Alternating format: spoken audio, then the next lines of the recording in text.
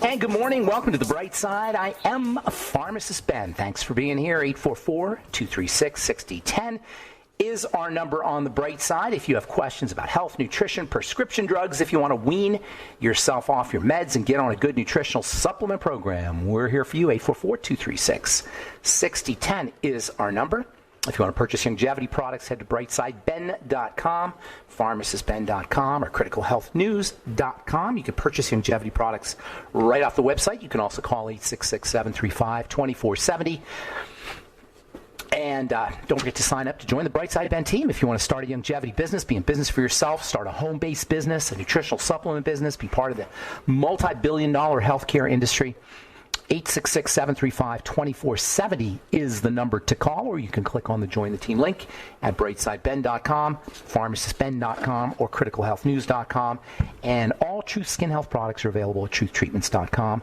If you want to check out our 500-plus 5-star reviews, go to truthreviewed.com, truthreviewed.com. If you want to check out the products, go to truthtreatments.com. Never any preservatives, fragrances, fillers, waxes, emulsifiers, surfactants, water, silicone, oil, nothing your skin doesn't need or doesn't want in any of our Truth Skin Health products, all formulated for wound healing. In my compounding pharmacy, wound healing equals beauty. All our Truth Treatment products are up at truthtreatments.com, truthtreatments.com, and we have a 4th of July special that you can get in on if you order in the next couple of days, I guess. It's already July 2nd. All right, welcome back to The Bright Side. We have a guest coming up at the bottom of the hour. We're going to talk to Jane Jenkins Herlong, former Miss America contestant and humorist on Sirius XM. She's got a book called Rhinestones on My... She actually has a bunch of books, but her newest book is called Rhinestones on My Flip-Flops, and she's going to be talking to us about maintaining a good sense of humor, surviving with humor, and maintaining good health by maintaining a good state of mind, and humor is a very important part of a good state of mind. We'll talk to Jane Jenkins Herlong in the bottom of the hour, and then get your calls in our next segment, 844-236-6010. So if you watch the news, and I watch the news, I don't watch it to believe it. I watch it to see what they're trying to get me to believe. That's the way you want to watch the news. You want to watch the news trying to construct in your head what is the narrative, what is the story they're trying to get you to fall into, and not to believe what they're saying, but just to see where they're trying to get you to believe.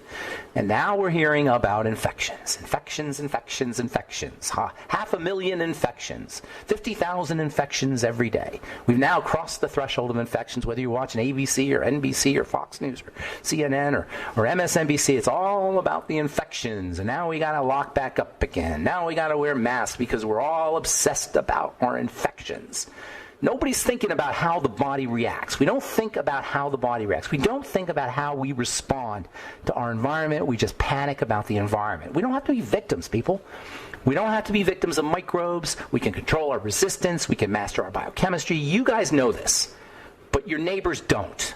The medical model doesn't know it, and the medical model, even if they do know it, they don't respect it. I'm just going to say they don't know it. The medical model is not designed to focus on the body. It's designed to focus on what's happening to the body. It doesn't focus on the built-in inherent ability that the body has to withstand things, to heal, to repair. The medical model is not necessarily evil. It's just ignorant.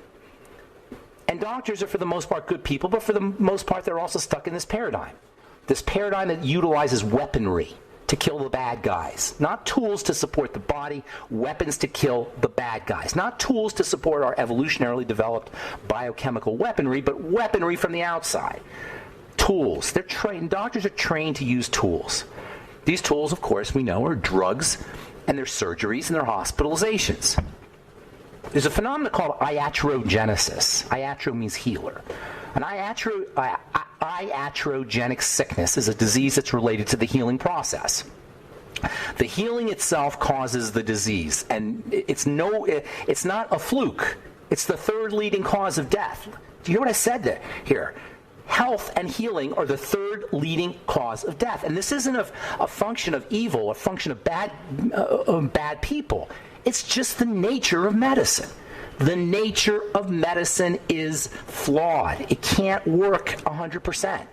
It can work sometimes, but it can't work 100%. And to trust medicine to take care of what the human body can do itself is fraught with danger, And we have no one to blame but ourselves for an iatrogenic disease, which kills hundreds of thousands, 200 to 300,000 people a year. 10% of the deaths in this country come from hospitals and medical treatments. It's the third leading cause of death after cancer and heart disease. Not that I'm blaming doctors, not that I'm blaming hospitals or hospital workers or healthcare professionals. For the most part, they're beautiful, good people who have dedicated themselves to making the world a better place. It's the model. Interacting with the medical model has risks. Interacting with the medical model has risks that are at least as significant as not wearing a mask, at least as significant as not social distancing. Interacting with the medical model is just as risky as not wearing a mask or not social distancing. Why are we taking the word and trusting representatives of a model that kills 200,000 to 300,000 people every year? Well, the real problem is human beings are not rational actors. We're not, as a whole, present company excluded, because if you're listening to this program, you're a rational actor for the most part. Human beings are not critical thinkers as a whole. You're a critical thinker. I'm not talking about you. I'm talking about humanity as a whole is not made up of critical thinkers. We react emotionally, and the most important emotional driver of our behavior is the fundamental and primal emotion called fear. No one makes good decisions under conditions of fear. Under conditions of fear, the blood is rerouted from the prefrontal cortex, your quintessential human part of your brain, to the back of your brain, the reptilian brain. No one makes good decisions when they're functioning under the rulership of the reptilian brain.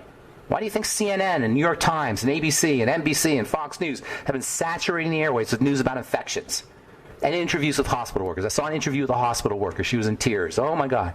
I can't handle this anymore, she was saying. But the kicker was underneath, this is on the news, underneath her sobs was music playing, sad music, like a little violin or a cello playing underneath this lady saying how she couldn't handle. This is on the news.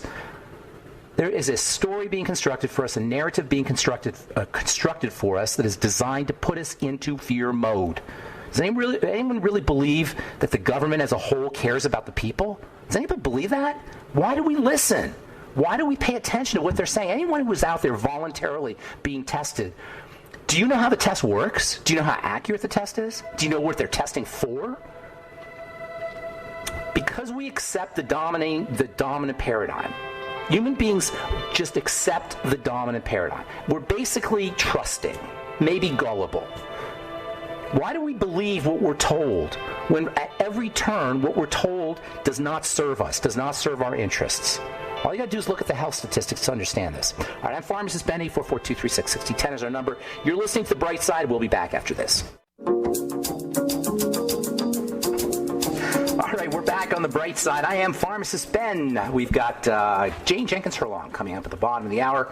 Her book, Rhinestones on My Flip-Flops. She's going to give us a little humorous take on what's going on in the world today, and we can all use a little bit of humor in this corona-crazy historic time that we're living in. We'll talk to Jane Herlong in the bottom of the hour. Take your phone calls this segment, and I've got a bunch of phone calls, so we'll get to you in just a moment, so hang tight. I was going to read this I'm just going to read this real quickly, and then we'll get your phone calls, 844-236-6010. Research from Japan suggests a daily bath may help lower your odds for heart disease and a stroke. Where have you heard that before, people? I've been talking about the importance of taking a warm bath for decades. This is a study that tracked 30,000 adults aged 45 to 59, starting in 1990 until they died, or until the end of 2009.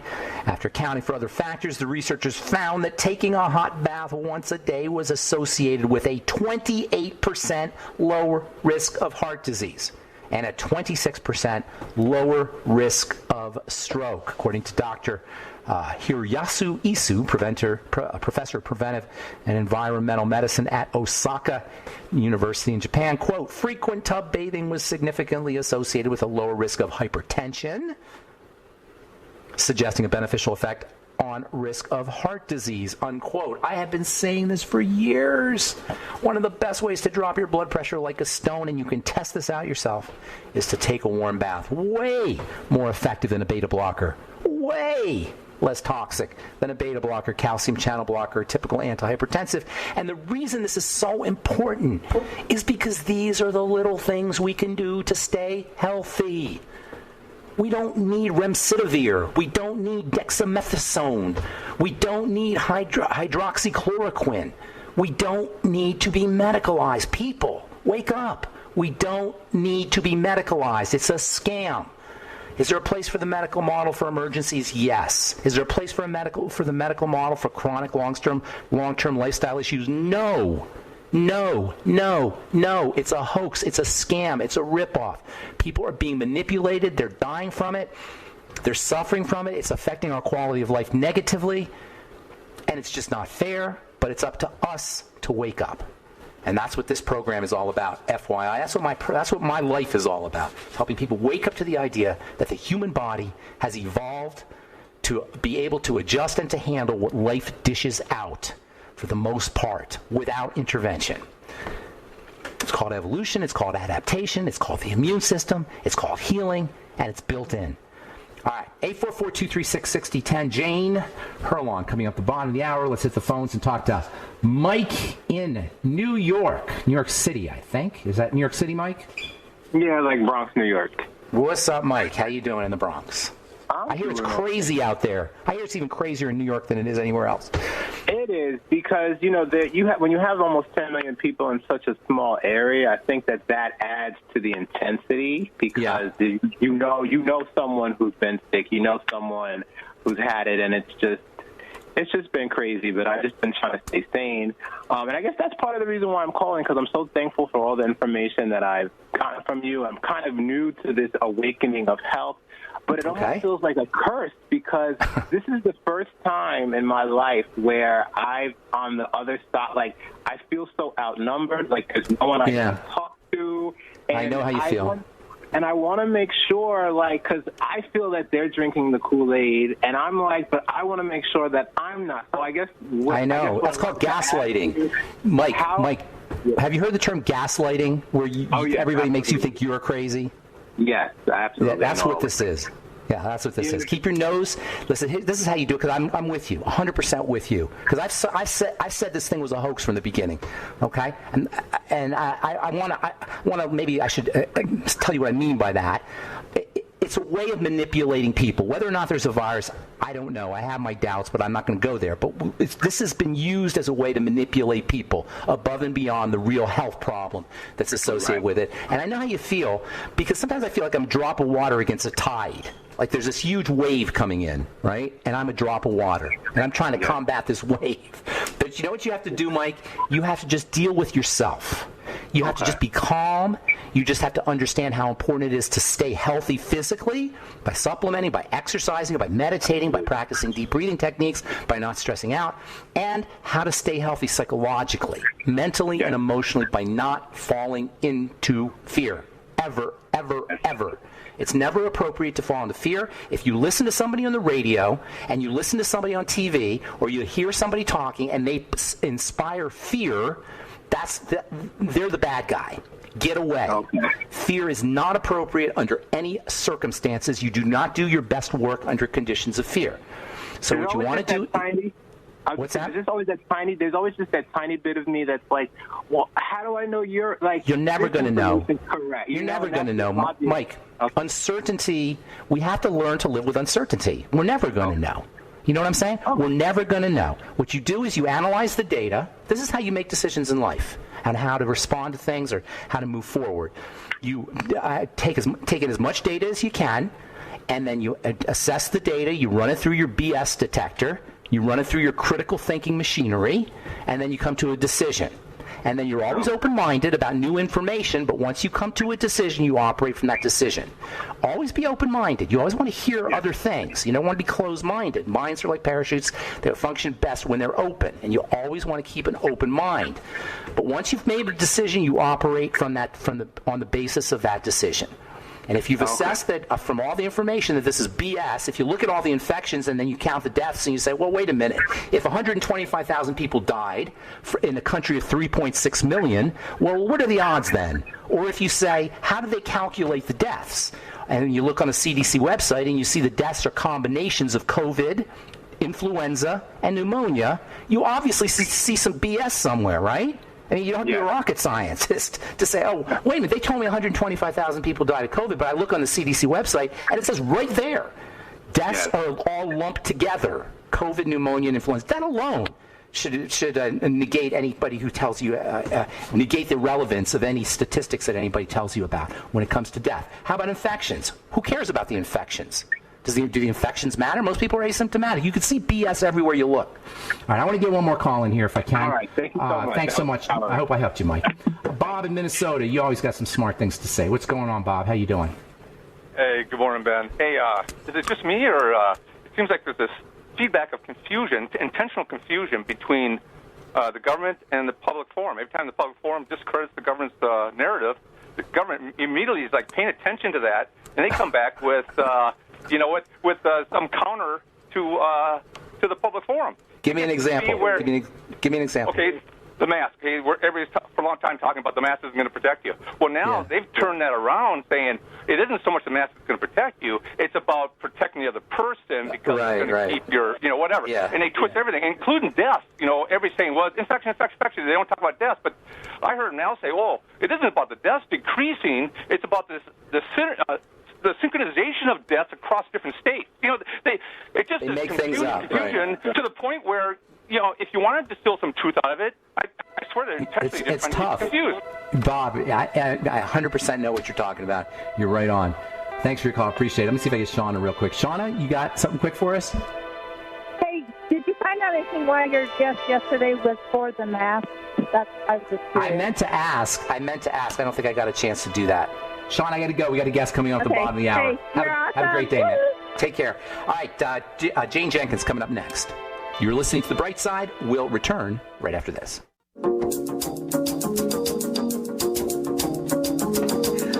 All right, we're back on The Bright Side. I am Pharmacist Ben, and thank you for joining us. We're on the air Monday through Friday, 8 to 9 Pacific, 10 to 11 Central, 24/7 on the archive page at benfuchsarchives.com. If you want a search engine, also at brightsideben.com. We don't have a search engine there, but we have all the longevity products at brightsideben.com, pharmacistben.com, and criticalhealthnews.com, as well as news stories, blog posts, videos, lots of good health information, all free at brightsideben.com, pharmacistben.com, my blog, and also criticalhealthnews.com. And, of course, if you want to purchase our Truth Skin Health products, head to truthtreatments.com. Never any preservatives, fragrances, fillers, waxes, emulsifiers, water, silicone, vegetable oil, nothing your skin doesn't need or doesn't want, 100% active and functional ingredients, all formulated for wound healing in my compounding pharmacy. Wound healing is beauty. It's the same mechanism. If your skin health product, if your skincare product can't help heal a wound, it's very likely not a good skin health product. TruthTreatments.com for all our Truth Skin Health products. We got 4th of July specials up and running as we speak. All right, I am looking forward to speaking to our guest, Jane Jenkins Herlong, the author of a book called Rhinestones on My Flip-Flops. She's the author of multiple books, actually. She's got a personal growth website with moments of with messages. It's really cool. I guess you call them Sweet Tea Wisdom, a minute of sweet tea wisdom.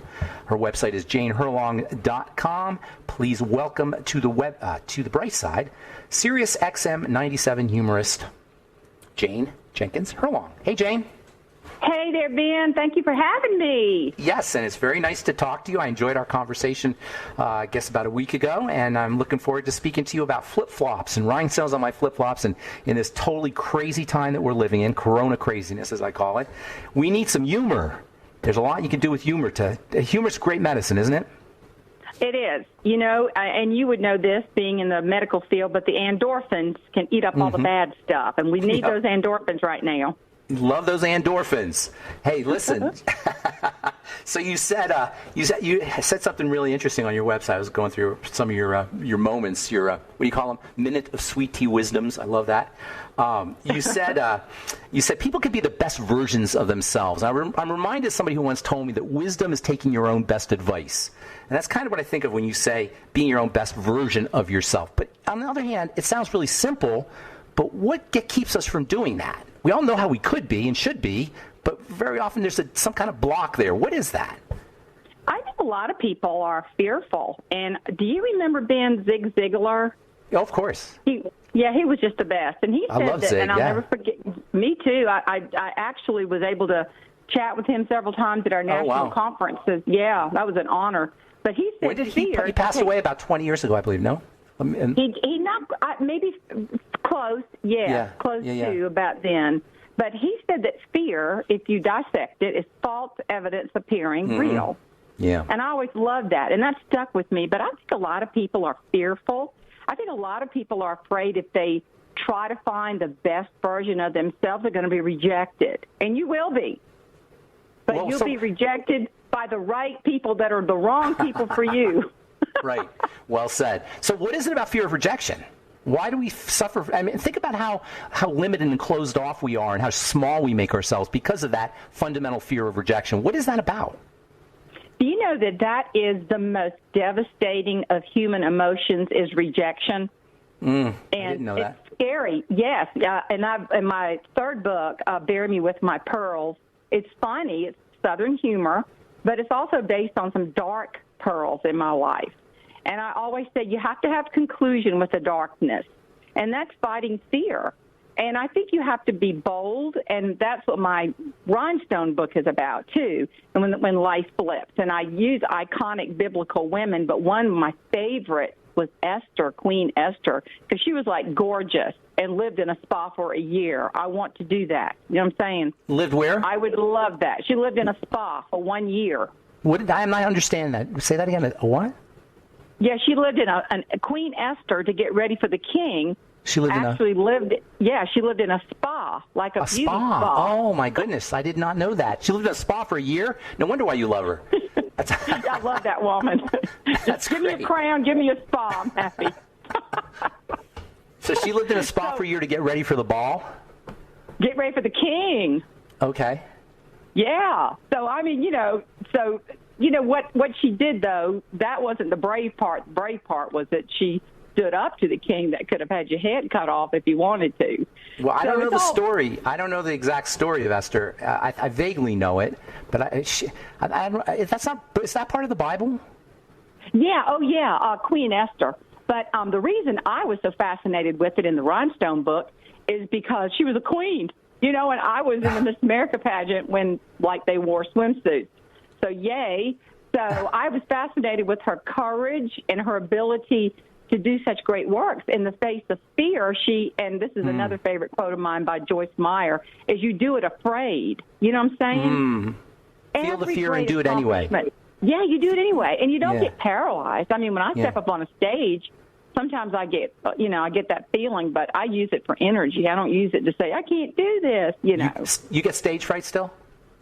Well, I get excited about it, and this is so crazy. I wrote a story about this in one of my books because I actually learned how to play tennis with a woman who was 100, and she about killed me on that tennis court. Oh, yeah, Are you she serious? was in the Olympics.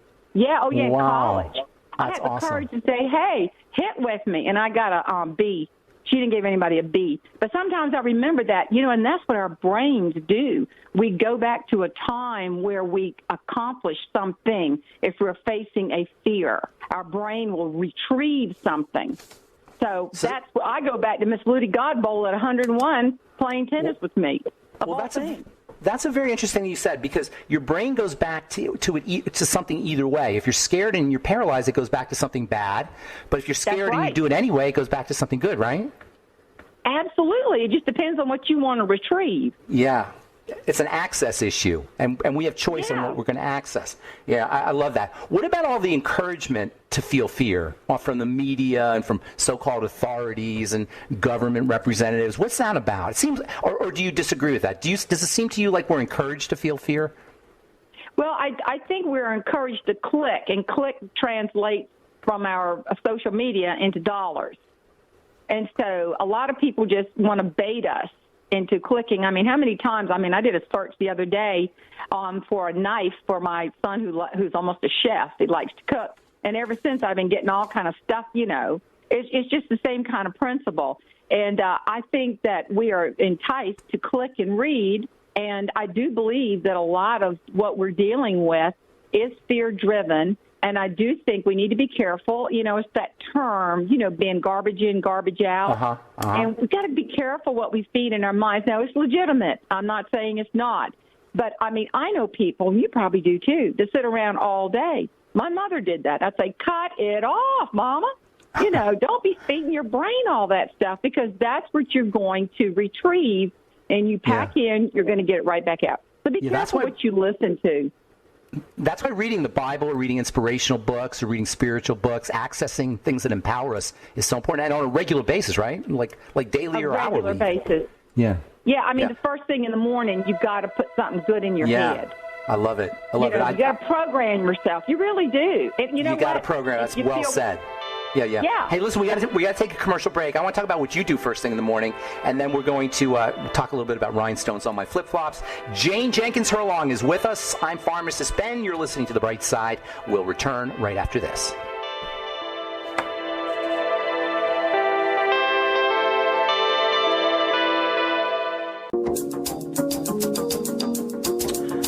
We're back on The Bright Side. We're talking to Jane Jenkins Herlong. Her website is janeherlong.com, author of the book author of multiple books, most recent Rhinestones on My Flip-Flops. Jane, I want to ask you about your personal ritual, morning ritual. I don't know if you're familiar with the Stoics, but Marcus Aurelius wrote a classic the original self-help book, Meditations, in 100 AD, talked about having a morning ritual, and I imagine you have one as well. Before we get into that, you're a humorist, right? And you're a funny lady. Is there anything funny about what's going on today historically?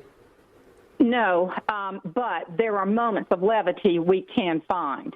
Give me one. In what we're dealing give me one with. And okay, so recently, I'm going to be really personal, okay? Okay. I decided I got tired of just sitting around and hunkering down. And in what my business, I just need to be proactive. So I called a friend of mine who's a videographer, and I said, let's do a virtual presentation. So it was just a couple of people in the studio, very safe, the whole deal. So we made sure of that. Well, it didn't dawn on me that if you drink 2 cups of coffee and you land in a little tiny town before you get to the big city, and you go to powder your nose, there is no toilet paper provided. And so I wrote a whole story about that, and people were hilarious, and I just called it Travel Tips on a Roll. And I have learned to pack those supplies. So I won't tell you the rest of the story, but I had to laugh. You see, I had to laugh. But you're lucky you found a bathroom. You're lucky you even found a bathroom. No kidding, because you would think McDonald's would come through, but oh no, honey. Really? So I go to this sketchy place. I mean, I went to like 4 places. And so anyway, it all worked out, but the story's funny. And then our dog decides to get a girlfriend, and it got caught and captured in a pound. So I had to mask up and go get the dog, and the dog didn't recognize me with the mask on and kept growling. This is nice. So you see what I'm saying, Ben? It's not funny. There's moments of levity. You got to embrace those so your brain can be healthy. Listen, people are struggling to be mentally healthy. I'm telling you. I understand you're multilingual, Jane. What languages? Tell us what languages you speak. I can do Staten Island. How you doing? How are ya? Or I can do Southern in the upper part of the state. I don't know if you're familiar, but my daddy spoke Gullah fluently, and it's a low country dialect. It's called Gullah? Gullah? Yeah. Give me an example of Gullah. At Harvard. The beauty on Balk on Broad Street, I try to twist up, and I don't want to do fine. Is that like Cajun? Kind of. It's just better than them. All right. And what did your dad teach at Harvard with his Gullah accent? No. It is being taught at Harvard. My daddy didn't finish 10th grade, sweetie. Oh, okay, gotcha. But he was a good man. But this language is a low country brogue, and it's being brought back to life. I'm Facebook friends with the guy that's the instructor, and it's so cool to communicate with him. They can teach you Gullah? Oh yeah, they can teach you all kind of stuff. I'm going to have to look into that. All right, so I imagine you have you probably have a morning ritual. It sounds like you would have a morning ritual, an empowerment ritual. You sound like a woman who understands empowerment. What is your morning ritual? Well, my husband and I, we get up kind of early, and we have a meditation time. We both read our Bibles. And then I'll listen to something encouraging. I don't care what it is. Encourage me. I'll take it. And then I make the most fabulous smoothie you've ever. I should advertise my smoothie on your show. Okay. No, I'm kidding. Give me a couple highlights of the smoothie. Oh, well, you got to put the little chia. Isn't that what you call them? Chia seeds? In there? Chia seeds? Yeah. Yeah. Yeah, and you have to have a little bit of fiber. You have to add a little fiber con. And I like frozen vegetables, and I'm not vegetables, but really? I do put veggies in there. Yeah, I put spinach, and I put I get the blueberries and strawberries. I love what's blueberries. the protein? Do you have a protein? The protein at times. No, the protein. Let me think. No, eggs? I don't. What should I add to that? Put in some eggs or put some protein powder. Protein powder or eggs, depending on. I'm going to do that. Yeah, you need some protein. Yeah, I got to do that. And also a little fat. You also a little bit of fat, like either some kind of nutritional oil that you could put in there, or even an egg if you like eggs. Eggs have good fat in there. You need some good fat too. But we're here to talk. I want to talk about you. I don't want to talk about. I don't want to give you nutritional advice. Well, that helped me. I appreciate that. Okay, good. I want to know about the book. Rhinestones on my flip-flops. First of all, flip-flops are funny inherently, I think, just to me. The name sounds funny. So what is it about Rhinestones on my flip-flops? Why the title, and what's the book about? Well, I think that we have to realize that life is going to have challenges. My mama always said, if you live long enough, you're going to see everything. So you better learn how to handle it. And I don't know about you, Ben, but some of my favorite people to talk to are elderly. It's like the best library in the world. You're not. I saw your picture. You're young. I don't know. Pictures are deceiving. Either that or Photoshop. No, like me. Pictures are deceiving. I'm 60. I'm not. I don't think of myself as elderly, but the facts are the facts, and I'm 60. You're a baby. I'm older than you. You think that's a baby? All right. Well, thank you. That makes me feel good. But go ahead. Yeah, you like to talk to older folks? I do, and if you feel sorry for yourself, go write a card. You can't really go to the nurse at home, but if you when you can go to the nurse at home, go visit somebody lonely if you feel like your life is not great. A lot of people are struggling, but so anyway, life is going to change, and I call it. The very first chapter of my book is pretty funny. But it's all about when women's bodies change, so on and so forth, and it's the wheel of change, and it's funny. I set that up pretty funny. But anyway, what the point is, especially in the life of a female, we have multiple things that are flip-flop. And, aging, children, empty nest. I call it the triple flip-flop, which is menopause. So many different things that maybe the fact that we're in the sandwich generation, maybe a triple-decker sandwich. I've got friends dealing with that. And, their parents are old, they've got grandchildren, and they're slammed in the middle. So we have to learn how to be mentally, and I say this, Ben, be mentally wealthy. And you've got to find a way to persevere and put rhinestones on the flip-flops. You don't want to be a flop when life flips, and that's the premise of the book. So flip-flops is not necessarily the things on your feet. It's just when life flip-flops. Life does a 180 kind of thing. Is that what you mean? That's right. And everything, things just change. And, life, the most constant thing that's going to happen in life is change. It's change, right? I mean, look at our country in the past 2 months. Hello. Change. You know what the number one... We talked about fear earlier. I've pondered fear a lot, and I come to the conclusion that no matter what your fear is, underneath is the fear of change. You think? That's the number one thing we fear. I think so. Yeah. I don't like it either. I was thinking the other day about, I live in a small town, and I moved here from Charleston, South Carolina, and there have been so many changes in our little town recently with our businesses going, belly up, and good people that we really care about. And my husband, he's a financial planner. My daughter is starting in her career. My son can't finish college right now because of COVID. So we just have so many things going on, and we just got to be healthy with it. Because I tell you why, people are looking. They are searching for encouragement, inspiration, and hope. They really are. Thank you. And you're doing it. Amor fati. Have you ever heard of that? Amor fati. Love your fate. Love your life. That's what the Stoics used to say. I've been reading a lot about the Stoics lately.